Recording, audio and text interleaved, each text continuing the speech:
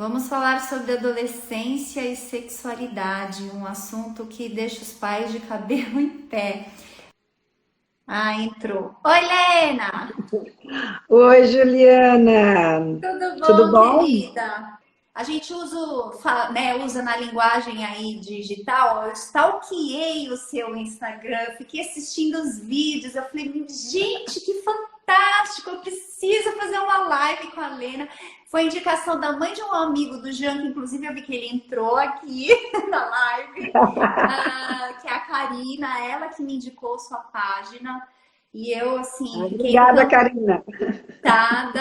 Ela também super te segue. Ela tem um filho adolescente. O filho dela tem o mesmo nome que o meu filho e ele tem 14 anos. E ela tem também uma menina, né? Então ela vive aí os dois lados, né? Porque a gente sabe que com menino a gente aborda de uma certa forma, com menina acredito que seja um pouco diferente, né, Helena? Isso você vai poder Aham. contar pra gente.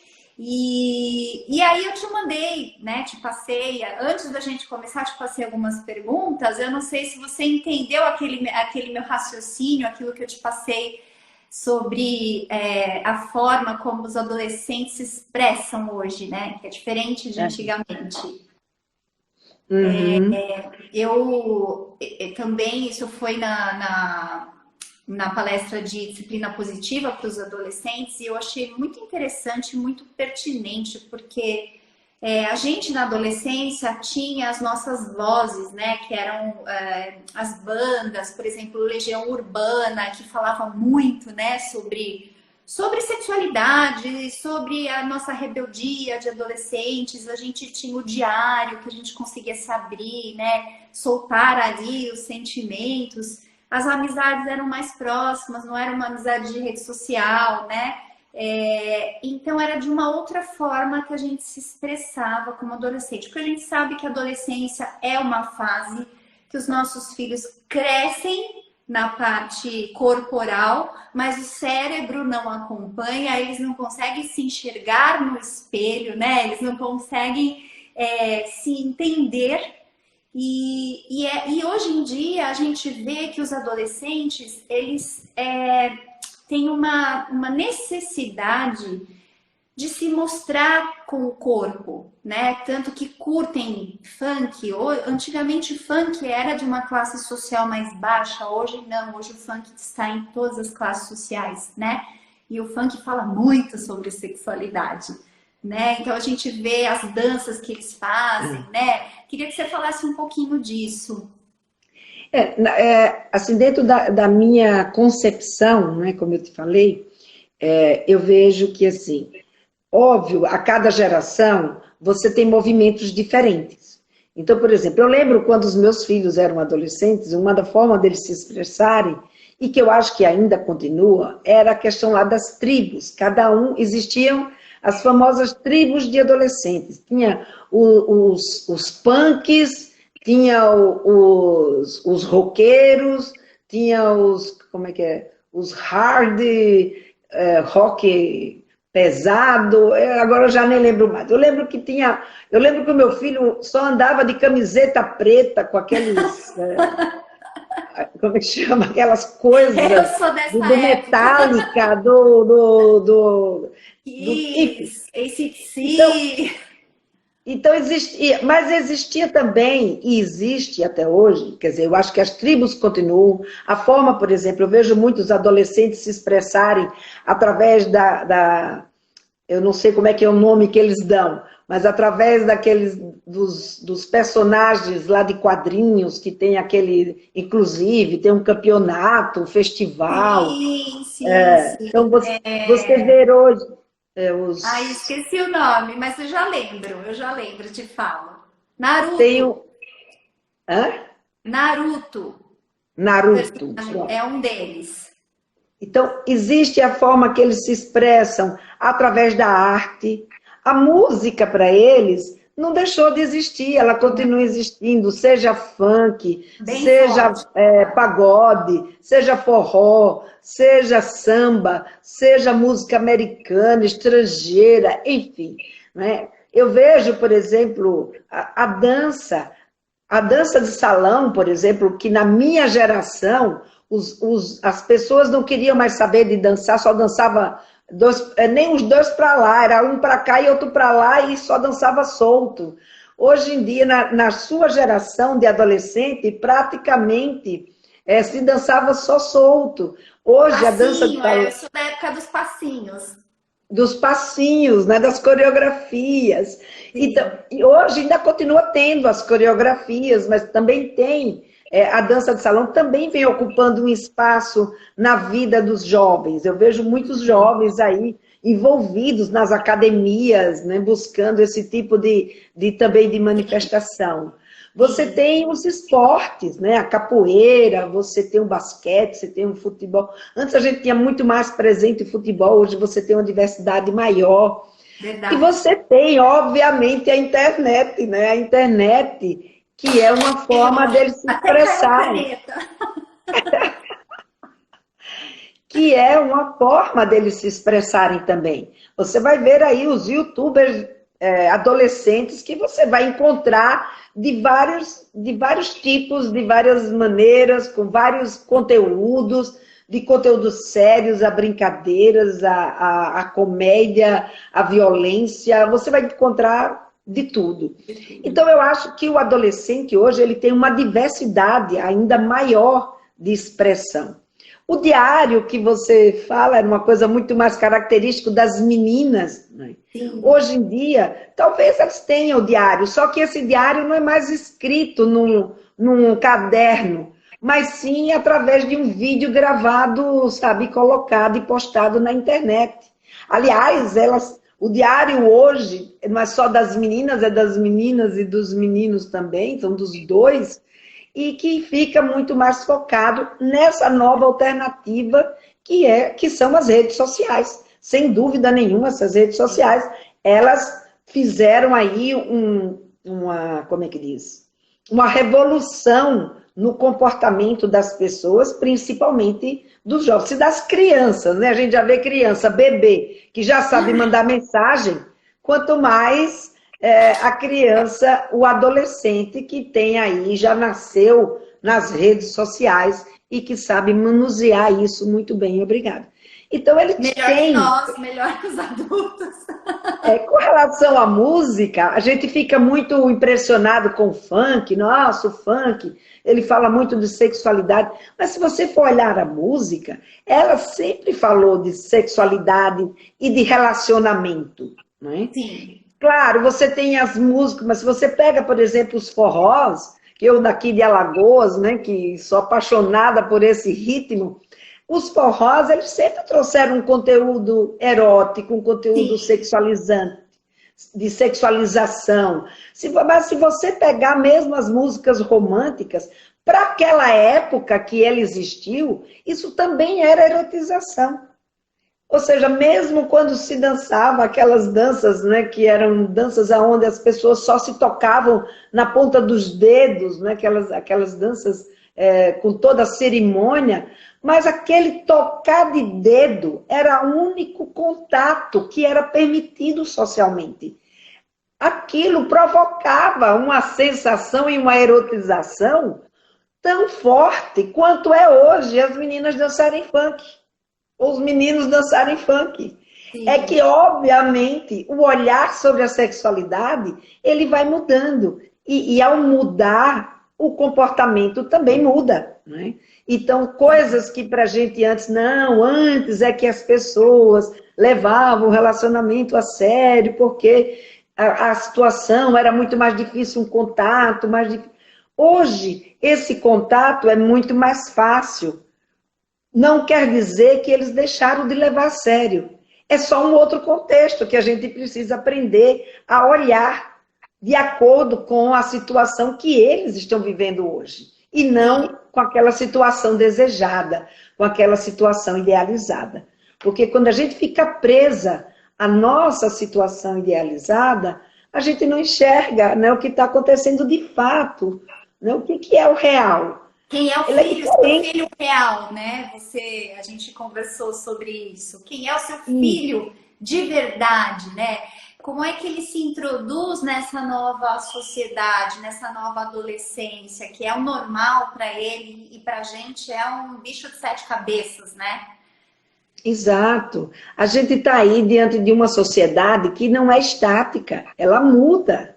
E Muda junto muito. com ela, através dos novos estudos da sexualidade, através dos movimentos, né, dos movimentos gays, dos movimentos feministas, né, dos movimentos não só gay, mas dos movimento LGBTQI+, né, cada vez tem mais letra nos movimentos LGBT, todos esses movimentos de minoria, esses movimentos fizeram a sociedade olhar para as pessoas de uma forma diferenciada. E com o acesso a novas informações, a novas pesquisas, a novos conhecimentos, a gente não consegue mais ficar olhando para um determinado fato com o mesmo olhar que a gente tinha há 30, 40 anos atrás. É verdade. Não dá. Ainda mais hoje, com essa facilidade de informação que existe através da internet. Ou seja, eu estou aqui em Maceió e você está... Eu estou em Sorocaba. Em Sorocaba. Então, você em Sorocaba, eu em Maceió, e a gente e outras pessoas que estão aí conosco, né, acompanhando essa live, cada um no lugar. O Brasil Só há inteiro. 40 anos atrás era impossível de pensar, né? É verdade, é verdade. Então temos que aproveitar enquanto pais aí todo esse material, né, que hoje é disponibilizado aos pais, né? Por exemplo, quando eu tive meu filho mais velho, eu jamais tinha ouvido falar sobre disciplina positiva. E aí, quando eu engravidei do meu pequeno, né, que eu demorei muito para engravidar, e aí eu me preparei, aquela coisa, né, de, eu vou ser uma mãe mais preparada, porque eu tenho um novo filho e tal, e fui buscar disciplina positiva. Aí eu descobri que eu podia trabalhar, né, implementar no meu adolescente também. E aí a nossa relação mudou muito, muito. Assim, ele fala, mãe, você melhorou muito. A ponto da gente falar sobre sexualidade sem o menor tabu, sim, preparar. O Jean, hoje, ele não tem... E se ele tiver qualquer dúvida, até porque... O meu marido padrasto dele é ginecologista, né? Então, a gente sempre aborda esse assunto sem o menor tabu. E o que ele tem de dúvida, ele vem perguntar. Se bem que hoje ele consegue bastante informação na internet também. Mas a gente, inclusive, nós já tivemos uma conversa preparatória para o sexo. Porque a gente entende que na idade dele... A qualquer momento, né, isso pode acontecer, então meu marido ensinou a parte fisiológica do corpo da mulher, né, toda aquela parte de como se preparar, enfim. Eu sei que isso é um assunto que não dá para os pais falarem, né, é uma coisa muito mais de ir a um ginecologista para a menina buscar informação. Falta profissionais, acho que esse é um papel seu, de ensinar o rapaz a ter cuidado, né? Como vai acontecer, o que vai acontecer no sexo, né? Como vai acontecer na penetração e tudo mais, porque falta isso mesmo, né? Mas Juliana, você falou assim, isso não é uma coisa que pai e mãe ensinem, né? Mas é aí que a gente se engana, é sim coisa que pai e mãe ensina. Então, dentro do meu curso, do Papo Firme, eu inclusive trago como você preparar o seu filho para a primeira vez. Outro dia eu fiz uma live sobre a virgindade dos meninos, porque a gente pensa muito na virgindade das meninas, mas a gente não pensa na virgindade dos meninos. A gente não pensa na ansiedade que um garoto vai para uma primeira vez sem saber o que é que ele vai encontrar. Quer dizer, o seu filho, ele está sendo... privilegiado por ter um padrasto que é ginecologista, uma mãe que tem uma cabeça aberta e que se sente tranquila em conversar sobre sexualidade, e isso, sabe, é muito bom, porque ele está podendo ter aí, através de vocês, uma informação de pessoas, primeiro, né, que amam ele, que quer o melhor para ele, que tem uma experiência de vida, e com a sua experiência de vida, pode passar para ele as coisas com um olhar de quem já viveu certas situações e que pode ajudá-lo vamos dizer assim, a não tropeçar tanto, né? Porque a gente não consegue botá-los numa redoma, óbvio, eles vão ter que Sim, viver a sim. vida deles e as experiências deles. Mas óbvio que a nossa experiência é uma experiência que pode ajudar os nossos filhos a não incorrer em determinados erros que eles acabam vivenciando porque não sabiam que isso existia. Mas se Sim. consegue conversar com o pai, com a mãe ou com um profissional, obviamente que isso ajuda eles a olharem para essa primeira relação sexual de uma forma mais responsável. Então, Sim, certo, mais certo, tranquilos, né? Mais preparados para viver aquilo, né? Eu tenho exato. diversas amigas que me falaram que a primeira vez foi péssima, que sentiram dor, né? Que não, assim, meio que traumatizou, assim. Algumas disseram que foi traumatizante. Então, hoje a gente, né, consegue prepará-los para que eles não passem, principalmente as meninas, né? Não passem por isso, para que elas possam escolher uma pessoa especial, para que seja um momento especial, para que ela conheça melhor o corpo dela, né? Enfim. E principalmente que elas conheçam, e eles também, como é que se processa essa resposta sexual. Quando um garoto, ele sabe como é que a excitação ocorre no corpo dele, como é que é o impacto dessa excitação, né?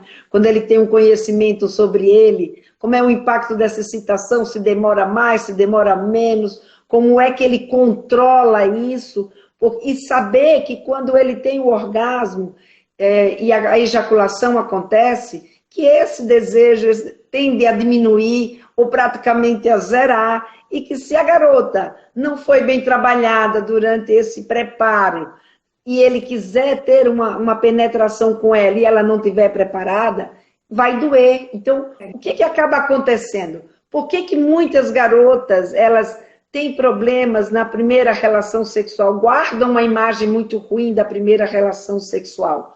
Porque elas também não são preparadas, nem os meninos, para entender como é que o sexo se processa. Então, Sim. quando eles sabem como o sexo se processa, eles podem, então, atuar de uma forma mais adequada. Então, essa garota, ela vai saber, opa, não posso permitir que ele penetre antes de eu estar me sentindo devidamente excitada.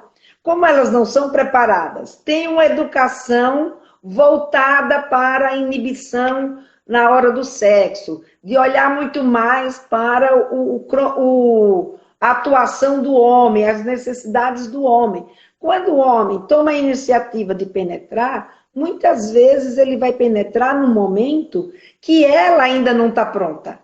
E ele, ansioso, sem saber como é o corpo dessa garota, nunca pegou no corpo de ninguém, sem saber como lidar, sem ter desenvolvido intimidade, se ele não sabe que o ideal seria construir essa relação devagarinho, né?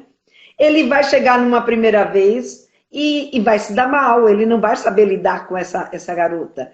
E aí, essa garota, também despreparada, também ansiosa, tensa, ela não relaxa para se excitar e preparar sua vagina para receber esse pênis. E aí, o que acaba acontecendo? Ela não se excitando, ela fica ressecada. Sem lubrificação, na hora que esse garoto vai penetrar, dói. Aí ela É, trava. claro. Quando ela trava, ele acha que ele tem que forçar mais, porque quando ele não é preparado, é isso que ele vai fazer. E aí ele vai forçar, não por maldade, mas porque ele não sabe. E aí, quando ele força, ele machuca. E aí as garotas saem dessa primeira relação com, sabe, uma imagem ruim. Claro, Sim, nem sempre a primeira relação é um mar de rosas. Aliás, em geral, a primeira relação não é a lua de mel, né? sim, sim. A primeira relação é uma primeira experiência. E quando eles aprendem que essa primeira experiência é uma experiência, e como toda experiência precisa de prática, né? Essa primeira experiência pode ser que não seja tão boa, mas vai no teu ritmo, vai no teu compasso. Doeu, não é para doer. Então começa a brincadeira, vai fazer outras coisas até que chega um momento que não dói. Então, quando a gente consegue prepará-los para isso, a relação tende a caminhar de uma forma menos traumática. E eles vão ser uma expectativa muito alta, com isso eles vão percebendo que é o treino, que é o dia a dia, que é o conhecimento do seu corpo, do corpo do outro, que vai ajudar a gente a se dar bem numa relação sexual. E não de primeira, nós já somos o as, né, do sexo e vamos conseguir conquistá-lo de qualquer jeito, né? Com certeza. Eu vou juntar duas perguntas em uma. Qual a idade que começa esse despertar da sexualidade? E como a gente deve, é claro que a gente vai falar aqui muito resumidamente, mas para aquela mãe, para aquele pai que está tentando se preparar, gente, assistam as lives da Lena, que tem muita informação, faça esse curso, né, do método Papo Firme, que com certeza vai ajudar muito. Mas quando a mãe quer abordar esse assunto, qual a idade você acha que é, né? A gente sabe que as escolas começam a falar normalmente quando os alunos estão no 5º ano, né, no Fundamental 2, pelo menos, se eu não me engano, foi isso que aconteceu com o meu filho. Ele ficou em choque, ele falou que ele odiou, que ele nunca mais queria saber daquilo, nunca mais queria ouvir aquilo, ele ficou, porque veio uma informação da escola. Eu acho que essa informação vindo do pai e da mãe, eles vão se sentir mais tranquilos e soltos para poder absorver, perguntar, né? Que são super curiosos e tal. Me fala qual é a idade, como a gente iniciar esse assunto. Bom, o interesse sexual propriamente dito, né, assim, o interesse erótico, ele começa com a chegada da puberdade. Agora, o interesse no corpo, o interesse nas sensações que o corpo pode dar, isso começa desde quando eles são criancinhas, desde quando eles descobrem a sensação, né, que você pega aí, Freud já descreveu a fase oral, a fase anal, a fase genital, então começa desde a infância. Mas o interesse erótico, ou seja, o interesse em namorar, o interesse em ficar, o interesse em sexo, o interesse do sexo propriamente dito, isso vai chegar com a puberdade. E por que chega com a puberdade?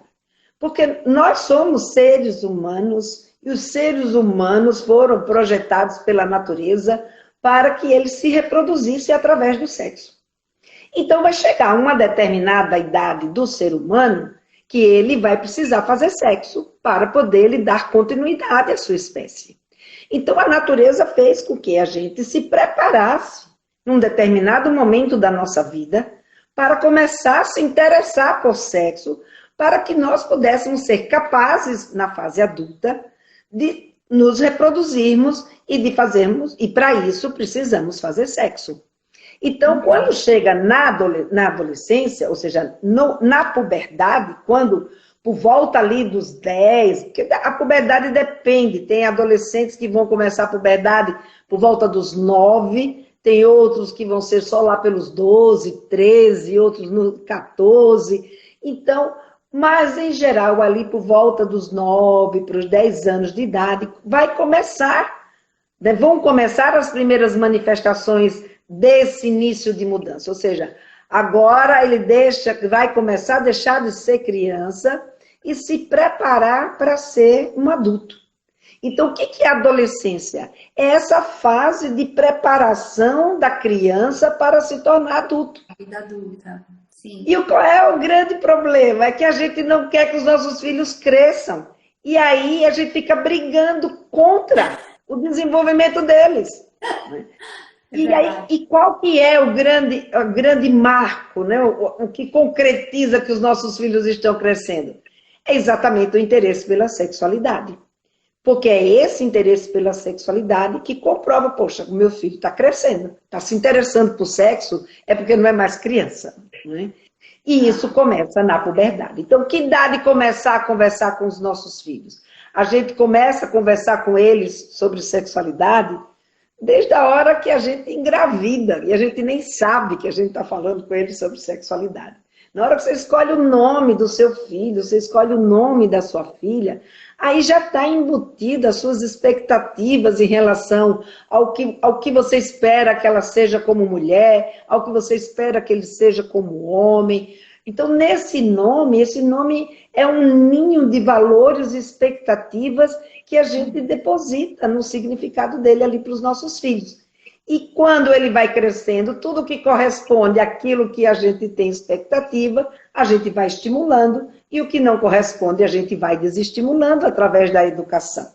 Claro, cada um dentro do seu método, cada um dentro do seu jeito, mas nós vamos fazendo isso no nosso dia a dia, passando nossos valores, as nossas expectativas, mostrando para a nossa criança, né, que ela tem um corpo, que esse corpo é dela. Nesse corpo, o corpo do menino é diferente do corpo da menina, aonde que está essas diferenças. Então, a gente vai falando sobre sexualidade desde a infância. Agora, quando eles chegam na puberdade, a gente começa a ter que falar com os nossos filhos sobre sexualidade dentro de um outro enfoque. Continuamos falando de corpo, porque agora vai vir mudanças desse corpo também, mas vai vir com essa intenção erótica. Então, por que que nós mudamos o nosso corpo? Por que que a mulher desenvolve seio? Por que que o homem, o pênis cresce? Por que que a vulva se desenvolve? Por que que a gente menstrua?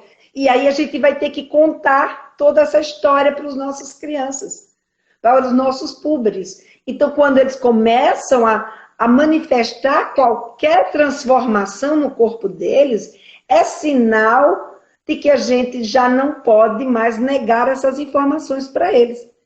Agora, não vamos dar uma aula. Filho, sente aqui aos 9 anos de idade, sente aqui, mamãe quer conversar com você sobre sexo. E aí você, numa hora só, você trazer... Não, isso é uma conversa gradativa. A conversa sobre sexualidade é feita a conversa sobre alimentação.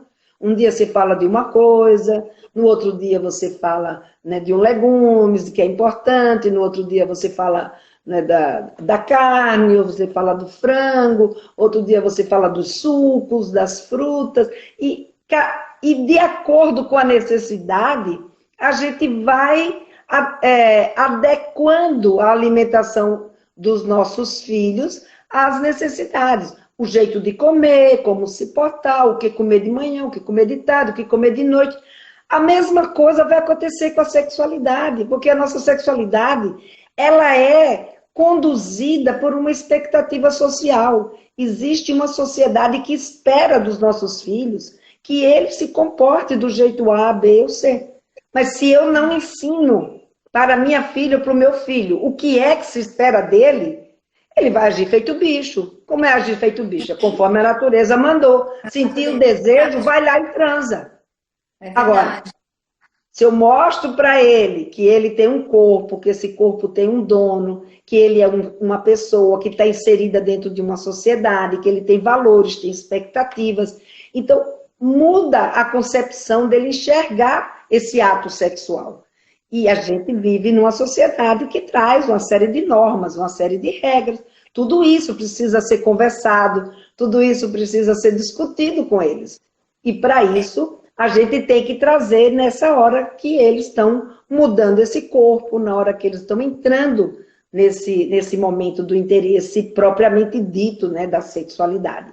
Então, a chegada da puberdade é um marco que a gente daí, assim, se não conversou até agora nada, agora não pode mais deixar passar. Não, com certeza já conversou sobre alguma coisa, porque eu vejo que as mães temem a pergunta: mãe, como eu nasci? Como os bebês saem da barriga da mãe, né? Então a gente já começa a falar sobre sexualidade com uma linguagem bem lúdica na infância, né? Aí digamos que entra por esse outro, o marco mesmo, né? Eu vou aproveitar, meu marido fez uma pergunta bem pertinente para a gente entrar até num assunto um pouco mais assim pesado, mas que é importante. Ele perguntou: olha, comente sobre a questão de gêneros atual em dar às crianças a escolha do sexo que querem ter, que também vivemos isso, né? Você falar sobre... Você percebe que, por exemplo, teu filho sempre teve um interesse por boneca. né?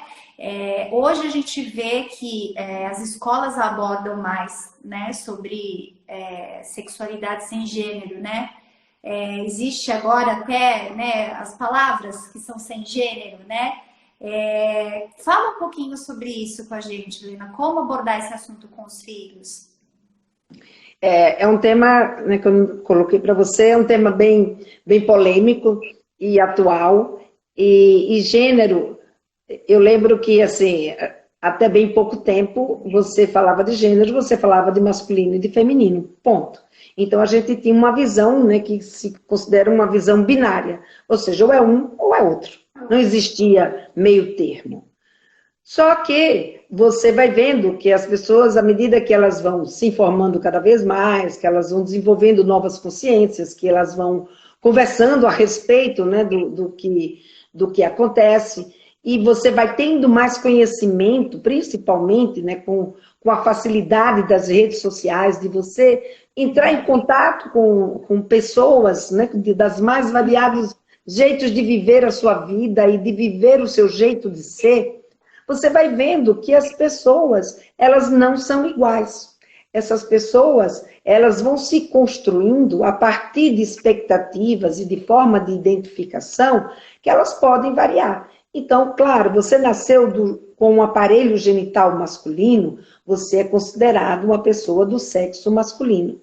Só que entre o sexo masculino e o sexo feminino, da forma como a sociedade, a nossa sociedade, aí eu vou falar, porque cada sociedade define de um jeito, tá? Então, assim, quando a gente fala, não, o gênero, ele é construído. Por que o gênero é construído? O sexo que o seu filho nasce, ou o sexo que a sua filha nasce, ele não é construído. Ele é algo biológico. Ele nasceu com o aparelho genital masculino, ele nasceu com o aparelho genital feminino. Agora, nós não somos só o aparelho genital. Quando nós nascemos com o nosso aparelho genital, nós temos uma sociedade que define como que essa pessoa que nasceu com o aparelho genital masculino, ou com o fato de ser homem, ele deve se comportar, o que ele tem que gostar, como é que ele tem que ser, para que a sociedade o reconheça dentro da sua masculinidade.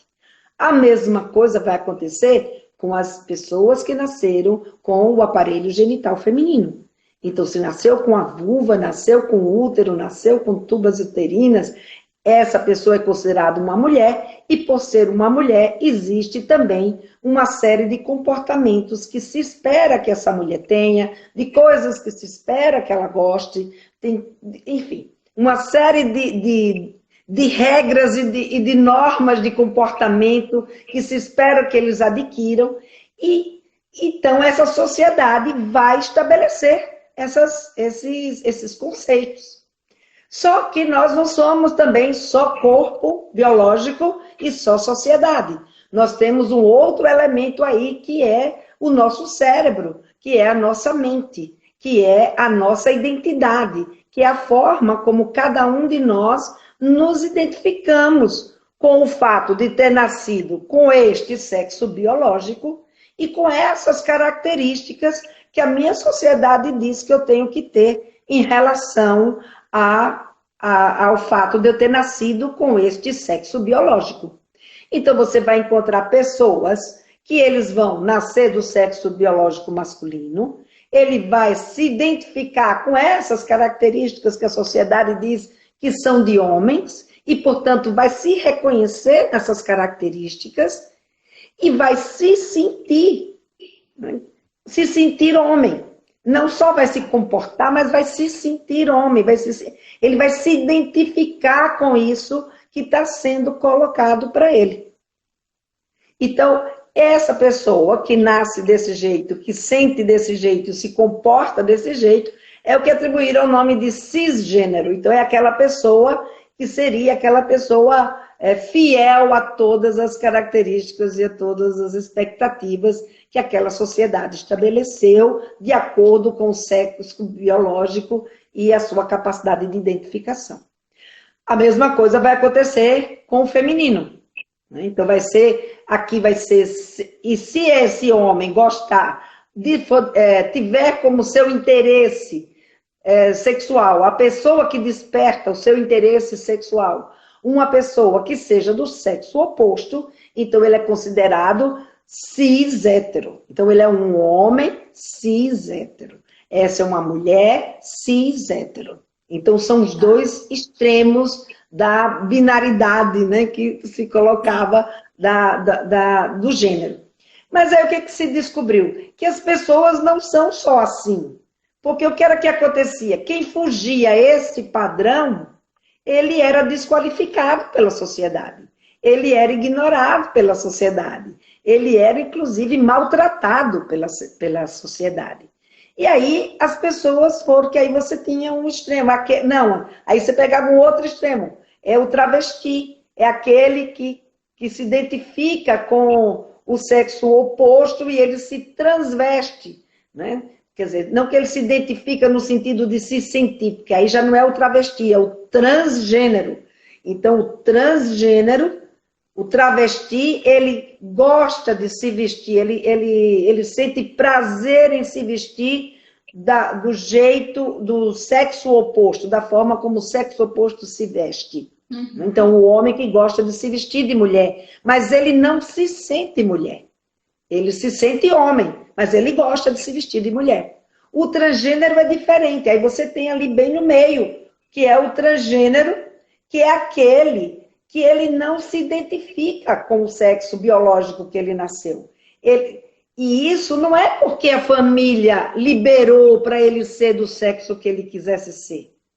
Não existe isso. Você pode liberar seu filho para ser do sexo que ele quiser ser. Você apenas será uma mãe empática para aquilo que ele escolher na vida dele.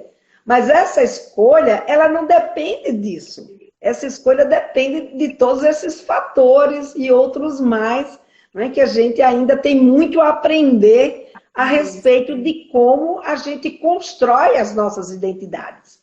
Sim. E essa identidade de gênero, por exemplo, do transgênero, é alguém que nasceu com o sexo biológico masculino, mas por algum motivo ela não se identifica, ela não se sente homem. Não é que não é que ele gosta de brincar de boneca. Ele não se sente homem, ele se sente mulher. Ele não se reconhece naquelas características, naquela expectativa, nem naquele mundo que foi criado para ele, dito como sendo o mundo de homem. Então, ele não se reconhece. Então, é uma outra questão, é um outro ponto, né, de ser sexual, que é o que fica ali bem no meio. Então, em termos de gênero, você vai ter do mais radical, né, que eu vou chamar assim, que é o transgênero, que é aquele que não se identifica, entre o que não se identifica até aquele que corresponde totalmente, você vai encontrar uma variedade de perfis aí, que as pessoas foram dando vários nomes. Então, hoje você vai encontrar 57 gêneros ou mais, né? Ou sei lá, o Facebook mesmo abre aí a possibilidade de você colocar, sabe, N possibilidades de gênero. Agora, eu acho que a gente não precisa se preocupar com essas possibilidades de gênero, porque isso depois é novidade. E todo início, você tem um boom para depois as pessoas amadurecerem e chegarem. Claro, eu não acredito mais que nós temos que ser binário. Teve uma época que eu achava, não, as pessoas são homem, são mulher, ou então são transgênero. Não é? Hoje eu sei que não é bem assim. Hoje eu sei que existe uma variedade muito grande de possibilidades. Agora, como é que isso vai ser construído? De acordo com as experiências de vida. Hoje a gente vive num ambiente, numa sociedade, onde as experimentações, elas são muito mais permissivas. Sim, então, mesmo que você chegue em casa e diga assim, eu lembro, por exemplo, vou dar um exemplo bem bobo, hein, da sua geração. Meu filho, quando que deve ter mais ou menos a sua faixa etária, meu filho, quando ele tinha mais ou menos 10 anos de idade, ele quis colocar brinco na orelha. Isso, para minha geração, era um absurdo. Como assim colocar brinco na orelha? Então o pai dele ficou muito bravo. Você vai colocar brinco? Você aguenta o tranco? Se você aguentar o tranco, tudo bem. Saiba que os seus amigos vão mexer com você. Então, ele colocou o brinco, mas ele não aguentou o tranco, porque os amigos tinham os amigos que tinham inveja e os pais não permitiam, e que aí começavam a fazer bullying, e tinha os amigos que de fato admiravam e apoiavam, mas ele não aguentou, chegou em casa e arrancou o brinco, não é? Então, isso já fugia a características daquela masculinidade que eu fui educada, por exemplo. E hoje você tem uma variedade muito maior com essas possibilidades todas que a gente encontra hoje em dia. Então, hoje, o que a gente precisa ver é o seguinte, as pessoas não são iguais, isso não quer dizer que ela deixou de ser alguém, né? Ela é uma pessoa. Agora, como é que ela se vê? Como é que ela se identifica? Então, isso é algo que a gente precisa escutar os nossos filhos. E aí você vai ver hoje uma quantidade imensa de meninas, por exemplo, que se diz, que já é uma outra questão, que não é de gênero, mas sim de orientação sexual, que se diz bissexual. E chega para as mães e diz, mãe, eu sou bissexual. E a mãe só falta cair para trás, porque como assim? A gente precisa estar preparada mesmo. Eu mesma vivi uma experiência com meu filho, quando ele era um pouquinho mais novinho, que estava se interessando em namorar. Ele gostou de uma menina. E aí, mãe, né? A gente sempre... Quando ele falou o nome da menina, já fui buscar ela no Instagram.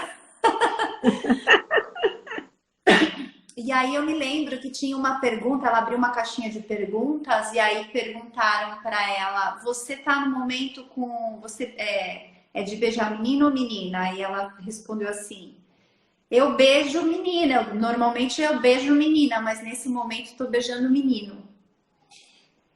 E aquilo para mim, assim, eu chamei o Kleber, e agora, né? Como é que a gente vai lidar com isso?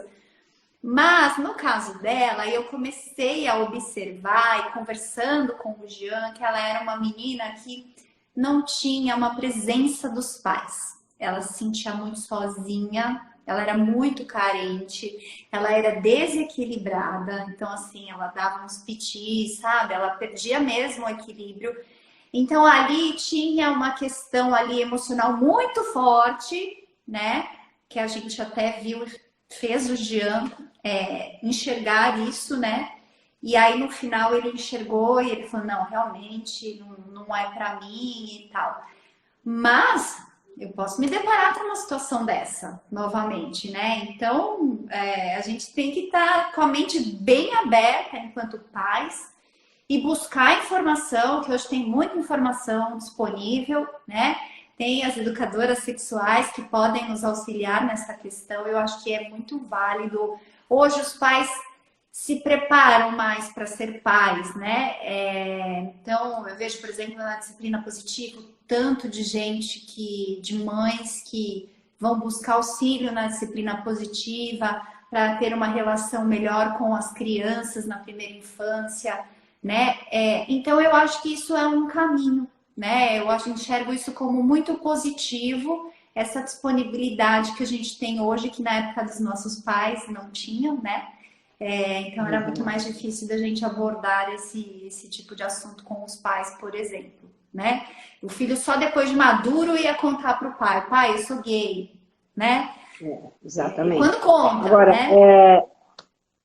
Nesse caso, né, que você colocou, é uma possibilidade, né? Essa garota, infelizmente, ela vivia um momento da vida dela sem contar com o suporte dos pais. Mas essa questão deles serem bissexuais ou deles hoje viverem experiências sexuais com muito mais facilidade de experimentação, não é uma questão só de meninas e meninos que não contam com o suporte dos pais. Isso é uma situação que a gente vai encontrar, Juliana, com uma frequência muito grande. E por que isso? Porque a experimentação sexual, primeiro, hoje eles têm muito mais informação, então eles sabem que existe essa possibilidade. Já não é, por exemplo, na época que você era adolescente, ainda era um receio muito grande para quem era gay se expor perante o seu grupo que era gay, porque ele ia ser discriminado. É verdade. Hoje, Hoje não, hoje é normal essa hoje eles encaram. experimentação, né?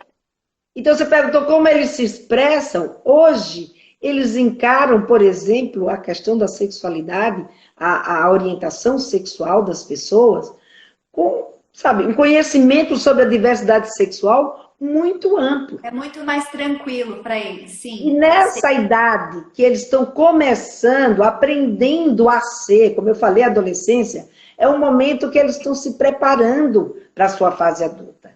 E quando eles estão começando a ser sexualmente, é natural que eles tenham, porque eles estão numa fase que eles estão aprendendo a ser do sexo que eles são. Eles vão usar o seu igual, ou seja, a menina, a amiga e o menino, o amigo, como sua referência de como ser daquele sexo. E isso, muitas vezes, desencadeia uma admiração muito forte, tanto que o Freud chamou essa fase de fase homossexual, que é o quê? Essa admiração, muitas vezes, é confundida. E eles, por admirar, pode... Claro, você vai ter garotos e garotas que, de fato, são homossexuais, mas outros que nem são homossexuais e nem são bissexuais. Mas eles estão numa fase que eles podem se sentir atraídos, só que hoje eles não têm mais medo de esconder isso. É verdade. Na minha geração, na sua geração, ainda havia um certo receio. Na minha, nem pensar em comentar qualquer tipo de coisa com ninguém.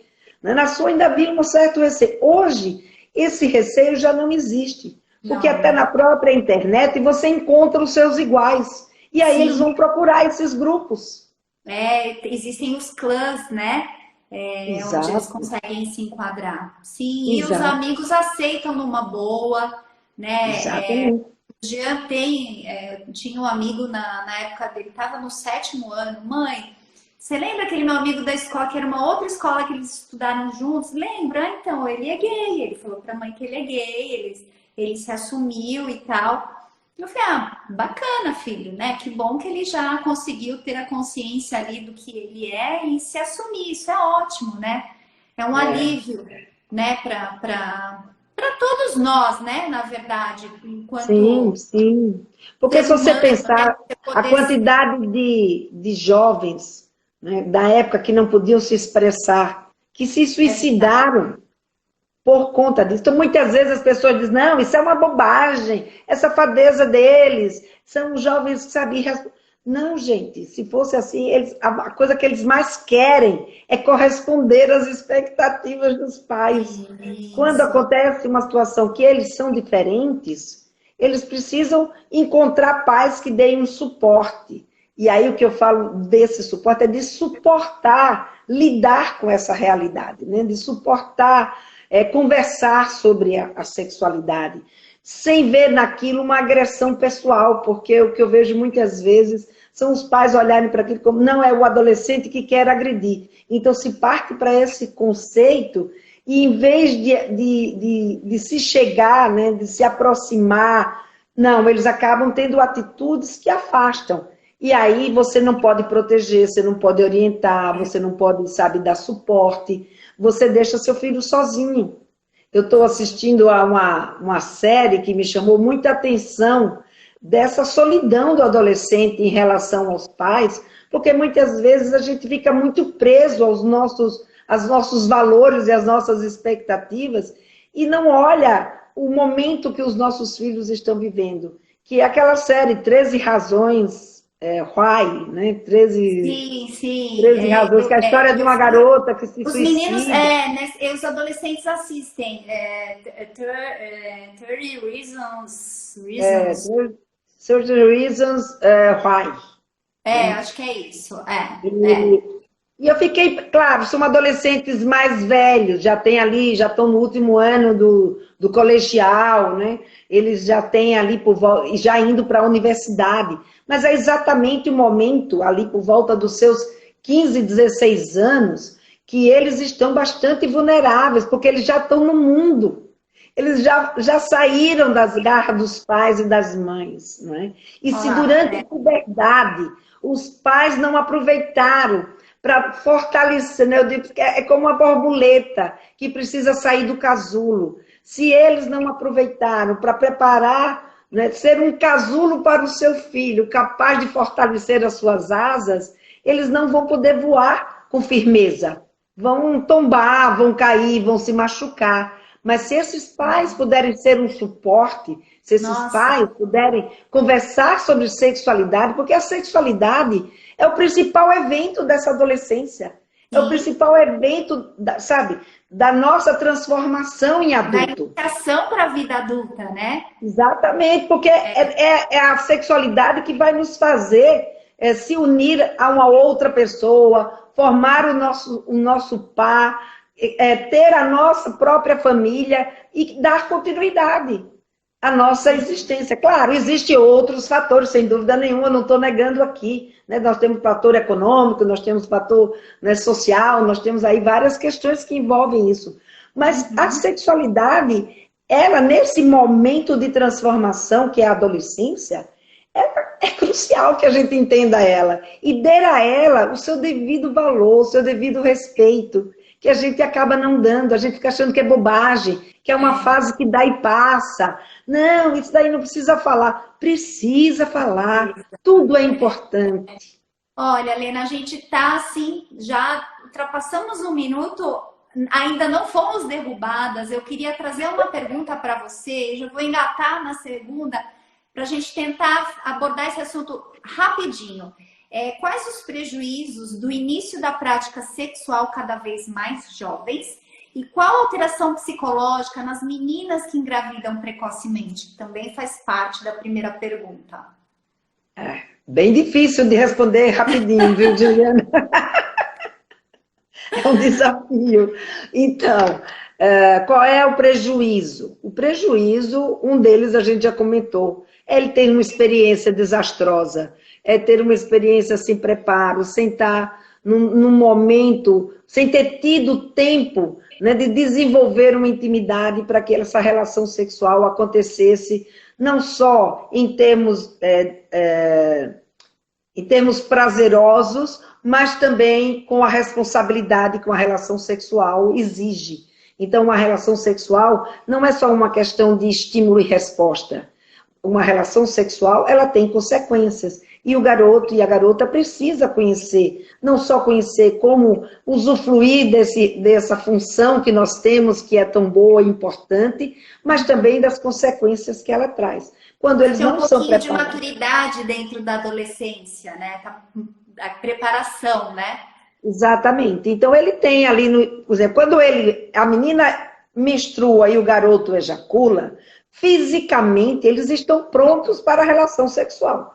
Agora, se eles têm maturidade para lidar com o contexto que uma relação sexual exige deles como seres humanos, que está inserido dentro de uma sociedade, que tem um projeto de vida, que tem expectativas e valores, são outros 500. E é isso que a gente precisa mostrar para os nossos meninos e para as nossas meninas no preparo dele. Então, o prejuízo é que eles podem ter um tropeço, e esse tropeço ser um tropeço que traga cicatrizes que sejam difíceis de serem cicatrizadas, né? Como, por exemplo, às vezes nem cicatrizam, uma infecção sexualmente transmissível, né? Ou uma gravidez não planejada, enfim, um abuso sexual, uma vulnerabilidade que ela acaba sofrendo um estupro, uma exposição, né, que ela acabe tendo aí encontros com pessoas que sejam desastrosas, são pessoas que não tenham um vínculo de responsabilidade, de compromisso com ela, E nem ou ela para com o vice-versa. corpo dela mesmo, né? Porque se inicia tão jovem, não traz digamos, a preciosidade desse momento, né? Não traz a consciência para esse momento. Então acaba não respeitando o próprio corpo. Exato, Né?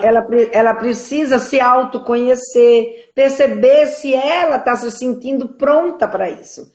Então, se ela está se sentindo pronta, ela vai ter um outro tipo de experiência. Se ela não está se sentindo pronta, ela vai ser levada pelo outro. E quando você é levada pelo outro, nunca é positivo. Só é positivo quando a gente decide que a gente quer isso e tem clareza sobre aquela decisão que a gente tomou.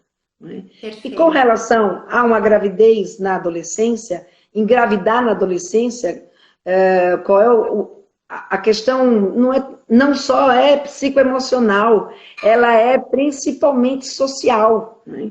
Então, um garoto, que não é só a garota, é a garota e o garoto, que engravidam na adolescência, que é um momento de investimento profissional, que é um momento de preparação para a sua vida adulta, se eles, nesse momento, têm um filho, hoje a nossa sociedade não espera que eles tenham um filho aos 14. Aos 14 eles estão prontos fisicamente para ter um bebê. A menina, quando menstrua, já está pronta para ter um bebê. O garoto, quando ejacula, ele já está pronto para engravidar uma garota. Agora, entre você ser capaz de gerar um filho e ter esse filho e educar esse filho, tem um processo aí que é bem diferente, porque exige de você uma maturidade, uma questão econômica, uma autonomia, um discernimento que aos 13, 14 anos de idade, esse adolescente, com certeza absoluta, ainda não vai ter. Então, ele vai precisar muito do suporte, né, dos adultos que estão com ele, e muitas vezes essa interferência vai interferir na educação do seu filho, naquilo que ele deseja, naquilo que ele quer, no momento... Por isso a importância de tirar esse tabu para falar de sexualidade com os filhos, né? Sim, exatamente, porque se você não fala e não prepara, é como eu falei, ele vai agir que nem bicho, ele vai achar que é uma questão de estímulo e resposta. Ele está pronto, ela está pronta, eles vão lá e vão transar. Teve a intimidade, a oportunidade e a privacidade, vai acontecer essa relação sexual, porque é da natureza do ser humano, nessa fase de idade, já tem interesse sexual, porque não é anormal esse interesse, é da natureza. Agora, se a gente não quer que eles transem, a gente precisa falar sobre sexualidade, a gente precisa mostrar, criar motivação para que eles não queiram engravidar neste momento, ou até adiar essa primeira relação sexual. Então, para isso, é preciso falar, diferente do que muitos pais imaginam. Que imaginam que se falando vai antecipar. Não, é o contrário. Falando, você adia. Falando, você faz seu filho e a sua filha adquirir maturidade para poder tomar essa decisão. Faz ele ter consciência, pensar, tá, mas eu vou transar, e aí, como vai ser? Vou namorar, ela vai ter que tomar pílula, né? Eu conversei sobre isso com meu filho, e aí ele acabou postergando, né, o seu desejo, porque ele tem total consciência de tudo que vai trazer, né, essa transa, de tudo que vai trazer para a vida dele. Então, é muito importante que os pais percam esse tabu e falem com os filhos sobre sexualidade, né, Lena? É isso aí, Juliana. Nossa, que rica essa live. Eu sei que para você é um assunto corriqueiro, está dentro do seu dia a dia, mas com certeza para as minhas seguidoras eu vou deixar essa live gravada, porque eu tenho mães com filhos de todas as idades, da primeira infância, e que quando eu abordo algum assunto de adolescente, nossa, elas já correm. Meu Deus, eu preciso me preparar, porque daqui a pouco meu filho vai ser adolescente. Então, essa live, com certeza, é muito rica, é um conteúdo muito rico para minha página. E eu só tenho que te agradecer. Gratidão. Eu que te agradeço, Juliana, aí pela oportunidade de falar aí com as suas seguidoras e de abrir, né, para esse espaço, porque eu vejo que é importante a gente trazer esse assunto, porque a gente ainda vai encontrar mesmo muitas mães que acham que não precisam falar, que acham que isso não é importante. Deixa para a escola. Deixa para a escola. A escola é um lugar, se o filho dela tiver a sorte de estar numa escola que fale, e como você falou, seu filho não gostou, às vezes a escola usou uma abordagem que não foi adequada. Então, quando a gente usa uma abordagem adequada, a tendência é que eles gostem sim, que eles adorem, porque é mais um espaço, né, para eles conhecer o pensamento dos amigos, trocarem, conversar. E se eles também puderem contar, e principalmente, né, se puder contar como sua principal referência em sexualidade, o pai ou a mãe, nossa, sabe, isso pode ser muito proveitoso. Agora, se esse pai ou essa mãe não se preparar para isso, a tendência é que esse filho fique constrangido e não traga a conversa para dentro de casa. Aí, em vez, né, de se sentir, como você colocou, acolhido, muito mais à vontade para falar sobre sexualidade, eles acabam se travando e aí não trazem nada e os pais perdem uma grande oportunidade de se aproximar e de proteger os seus filhos. Com certeza. Nossa, Helena, muito obrigada. O pessoal aí está agradecendo.